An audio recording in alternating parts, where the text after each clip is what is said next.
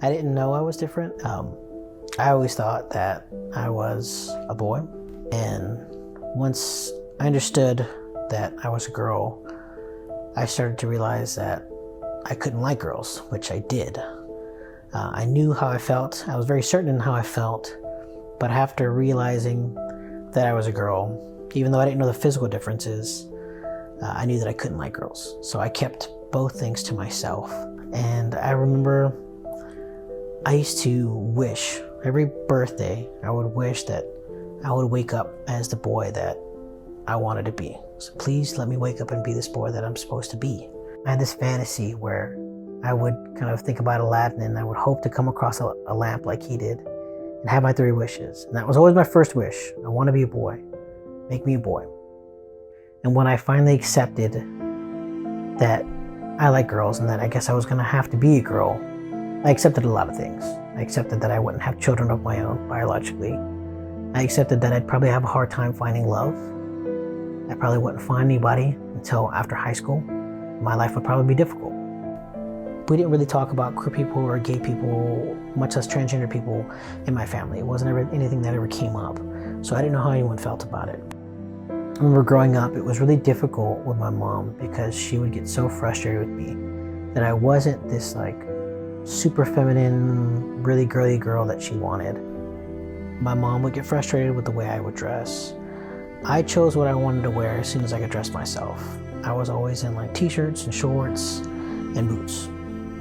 As I got older, I tried to find more things that felt like me as I tried to navigate being a girl and deciding if I wanted to be that. And my hair was probably the one thing that helped me get through it. I had really long hair up until I was 10. It was down to my butt. And I used to always wear it back in a really low pony, George Washington on the back of my neck. And when I was 10, I cut it for the first time. And I remember crying and feeling like I lost this part of me. But at the same time, I was so happy to be rid of this long hair that I was always being complimented on, that was beautiful and that women admired. I didn't like it. I didn't like those comments. And my hair just became that way for me to express myself better. As I got older, I decided I'm just going to do something for myself. So every year I pushed it a little further and I got more comfortable in finding what felt right for me. By the time I was in high school, it was about the middle of my back. And then the next year it was at my shoulders. And by the time I graduated, I had this like chili bowl haircut. Wet, it looked like Justin Bieber's like cut, but like it shriveled up into this little mop. Like, I had a mop on my head. And when I graduated, I got a mohawk. My mom was pissed, but it felt the best to me, and I felt so good cutting it all off. My senior prom, I wore a tuxedo, a white tuxedo, coattails and everything. I slicked my hair back, I wore my earrings. I felt great. That was probably the closest to gender euphoria that I had felt at that time. It was hard trying to accept that and find comfortability in my body because I was so masculine. I was very athletic and I was very broad. I was misgendered a lot my junior and senior year of high school, and I remember being upset and embarrassed, not because they thought I was a boy, but because I had to stop and correct them and say, no, I'm a girl. After my 19th birthday, I had already sat there and I had weighed out the possibilities of transitioning medically.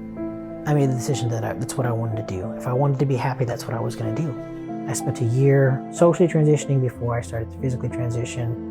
I've been transitioning now for 12 years. I'm so comfortable in my masculinity, I don't mind embracing that feminine part of me.